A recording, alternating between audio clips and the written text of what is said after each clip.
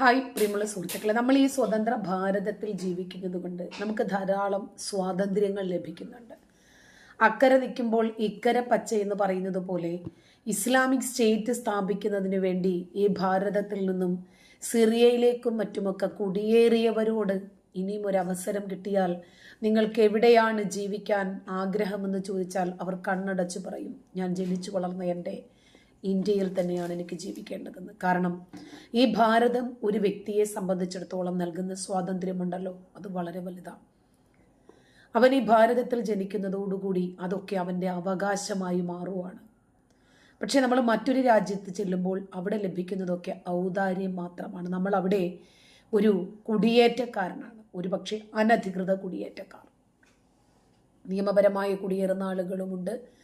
അപ്പം ഇപ്പം അവിടെ ആട് മേയ്ക്കുന്നതിന് വേണ്ടി ചെന്നിട്ട് അവരവിടെ NIA ഒക്കെ പുറത്തുവിട്ട ഇൻ്റർവ്യൂകളൊക്കെ കണ്ടവരാണ് നമ്മൾ. നമുക്കറിയാം അവരവിടെ അഭിമുഖീകരിക്കുന്ന പ്രശ്നങ്ങൾ എന്തൊക്കെയാണെന്ന്. ഇനിയും മാതൃരാജ്യത്തേക്ക് മടങ്ങി വരാനും പറ്റില്ല, അവിടെ നിന്ന് അനുഭവിക്കുകയല്ലാതെ മറ്റു യാതൊരു മാർഗവുമില്ല. ഈ രാജ്യത്ത് നിന്ന് അവർ ഇഷ്ടമുള്ള മതം സ്വീകരിച്ചു. അവർക്ക് ഇസ്ലാമിനോടായിരുന്നു താല്പര്യം, എന്തിൻ്റെ പേരിലായിരുന്നാലും ശരി ആ മതത്തിലേക്ക് അവർ ചേക്കേറി. അതിനുശേഷമാണ് അവർക്ക് ഒരു മുസ്ലിം പുരുഷന്മാരെ ലഭിക്കുന്നു. അവരാണ് ഈ രാജ്യത്ത് ജീവിക്കാൻ സൗകര്യം നമുക്ക് പോരാ, അതിൻ്റെ പേരിലാണ് ഇസ്ലാമിക രാജ്യങ്ങൾ അവർ തിരഞ്ഞെടുക്കുന്നത്. അപ്പോൾ അവർ തിരഞ്ഞെടുത്തത് സിറിയയും അഫ്ഗാനും ഒക്കെ ആയിരുന്നു. അഫ്ഗാന്റെ കാബൂളിൽ ജയിലിലൊക്കെ കഴിയുന്ന ഇന്ത്യക്കാരെ സംബന്ധിച്ച്, മലയാളികളെ സംബന്ധിച്ച്, കേരളക്കാരെ സംബന്ധിച്ചിട്ടൊക്കെ വാർത്തകൾ വന്നിട്ടുണ്ട്, നമ്മളത് കണ്ടിട്ടുമുണ്ട്.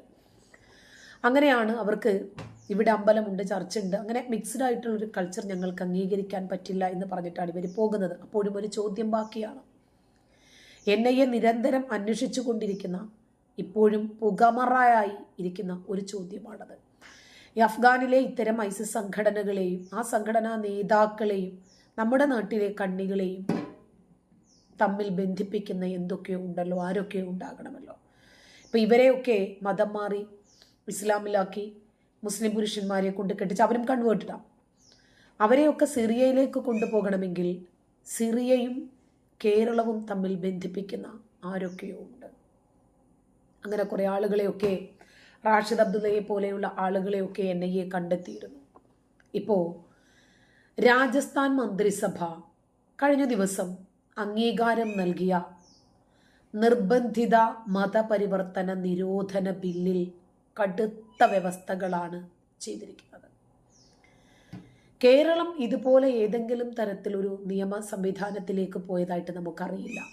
അനധികൃത മദ്രസകൾ ബാൻ ചെയ്യുന്ന രൂപം, ബാങ്ക് വിളി, ഇങ്ങനെ ഒരുപാട് വിഷയങ്ങളിൽ പല സംസ്ഥാനങ്ങളും ശക്തമായ രൂപത്തിൽ നിലപാടുമായി മുന്നോട്ട് പോയപ്പോഴും കേരളത്തിന് അതൊന്നും ബാധകമായിരുന്നില്ല. കേരളം എങ്ങനെ കറണ്ട് ചാർജ് വർദ്ധിപ്പിക്കാം എന്നുള്ള റിസർച്ചിലായിരുന്നു.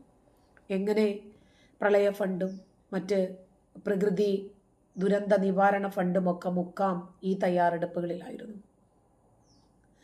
ഒരാള് മതം മാറാൻ ആഗ്രഹിക്കുന്നെങ്കിൽ 60 ദിവസം മുമ്പ് ജില്ലാ മജിസ്ട്രേറ്റിന് അപേക്ഷ നൽകണമെന്നാണ് ബില്ലിൽ പറയുന്ന ഒരു നിയമം. തുടർന്ന് ജില്ലാ മജിസ്ട്രേറ്റ് ഈ അപേക്ഷ പരിശോധിക്കും. നിർബന്ധിത മതപരിവർത്തനമാണോ അല്ലയോ എന്നതാണ് പ്രാഥമികമായി പരിശോധിക്കുന്നത്.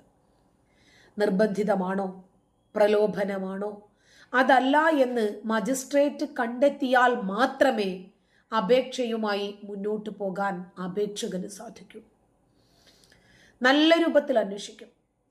എന്തുകൊണ്ടാണ്, എന്തുകൊണ്ട് എന്ന ഒരുപാട് ചോദ്യങ്ങൾക്ക് ഇവർ മറുപടി പറഞ്ഞേ തീരൂ. അല്ലാത്ത പക്ഷം മജിസ്ട്രേറ്റിന് ബോധ്യപ്പെട്ടിട്ടില്ലെങ്കിൽ ആ മതമാറ്റം തടയും. മതം മാറാൻ ഉദ്ദേശിക്കുന്നവരെ ഭീഷണിപ്പെടുത്തിയും സമ്മർദ്ദം ചെലുത്തിയും പിന്തിരിപ്പിക്കാനാണ് ഈ വ്യവസ്ഥ എന്ന് വിമർശകർ പറയുന്നു. എന്തിനാ അങ്ങനെ ഭയക്കുന്നത്? അപ്പം ഒരു മതം സ്വീകരിക്കാൻ ഒരാൾ തയ്യാറെടുത്തിട്ടുണ്ടെങ്കിൽ അവർക്ക് ബോൾഡായിട്ട് നിന്ന് ആരുടെ മുമ്പിലും പറയാമല്ലോ, ഇന്ന കാരണങ്ങളാൽ ഞാൻ എൻ്റെ മതം ഉപേക്ഷിച്ചു മറ്റൊരു മതം തിരഞ്ഞെടുക്കുന്നു.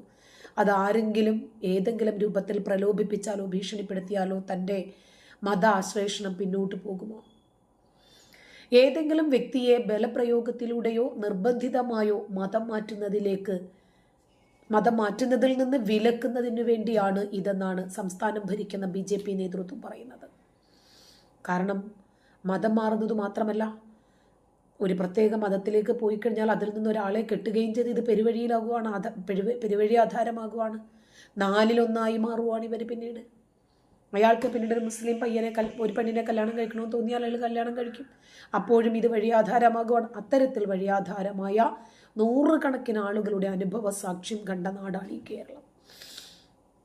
മതപരിവർത്തനം ലക്ഷ്യമിട്ട് ഒരു വ്യക്തി വിവാഹം കഴിച്ചാൽ ആ വിവാഹം തന്നെ അസാധുവാക്കാൻ പുതിയ ബില്ല് കുടുംബ കോടതിക്ക് അധികാരം നൽകുമെന്ന് മുഖ്യമന്ത്രി ഭജൻലാൽ ശർമ്മ വ്യക്തമാക്കി. ബില്ലിൽ വിവിധ നിയമലംഘനങ്ങൾക്ക് 1 വർഷം മുതൽ 10 വർഷം വരെ തടവും പിഴയും വ്യവസ്ഥ ചെയ്യുന്നുണ്ട്. കൂടാതെ ജാമ്യമില്ലാ കുറ്റങ്ങൾ അടക്കം വ്യവസ്ഥ ചെയ്തിട്ടുണ്ടെന്നും പാർലമെന്ററി കാര്യമന്ത്രി ജോഗറാം പട്ടേൽ പറഞ്ഞു.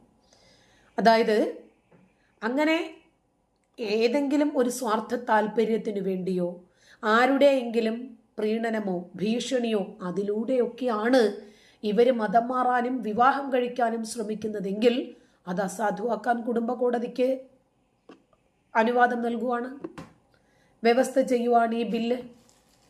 അങ്ങനെ ചെയ്ത ആളിന് അത് അവർക്ക് മാത്രം പോരല്ലോ, ചെയ്യപ്പെട്ടവർക്ക് മാത്രം പോരല്ലോ ആനുകൂല്യം, ചെയ്തവർക്ക് 10 വർഷം വരെ തടവും പിഴയും വ്യവസ്ഥ ചെയ്യുന്നു.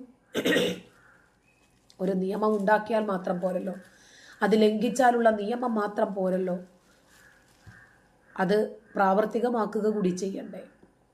വഞ്ചന, ബലപ്രയോഗം അല്ലെങ്കിൽ അനാവശ്യമായിട്ടുള്ള സ്വാധീനം എന്നിവയിലൂടെ ഒരാളെ മതം മാറ്റുന്നത് നിർദ്ദിഷ്ട ബില്ല് തടയും എന്നാണ് മുഖ്യമന്ത്രി അവകാശപ്പെട്ടത്.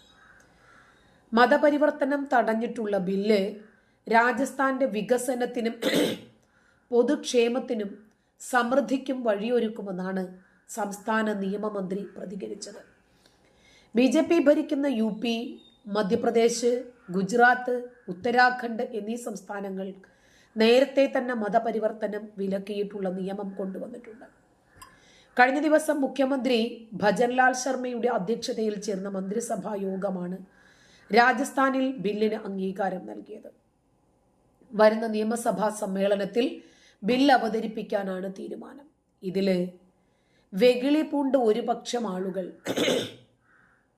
ഇത് BJPയുടെ ഹിഡൻ അജണ്ടയാണ് എന്ന് പറയുന്നു. ഇതിനകത്ത് എന്ത് ഹിഡൻ അജണ്ടയാണുള്ളത്?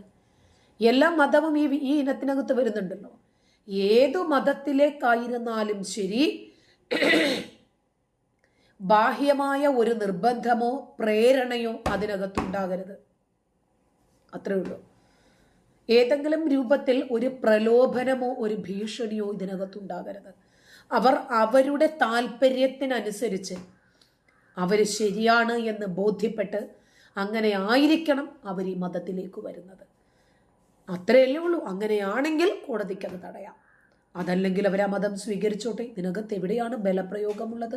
ഇതിനകത്ത് എവിടെയാണ് BJPയുടെ അജണ്ടയുള്ളത്? പറയുന്നവർക്ക് എന്തും പറയാം. അമ്മയെ തല്ലിയാലും 2 പക്ഷമുള്ള നാട്ടിൽ ആരെക്കുറിച്ച് എന്ത് പറഞ്ഞാലും വിശ്വസിക്കാൻ ആളുകൾ ഉള്ളിടത്തോളം പറയാൻ ആൾക്കാർക്ക് പഞ്ഞമുണ്ടാകുമോ? നന്ദി.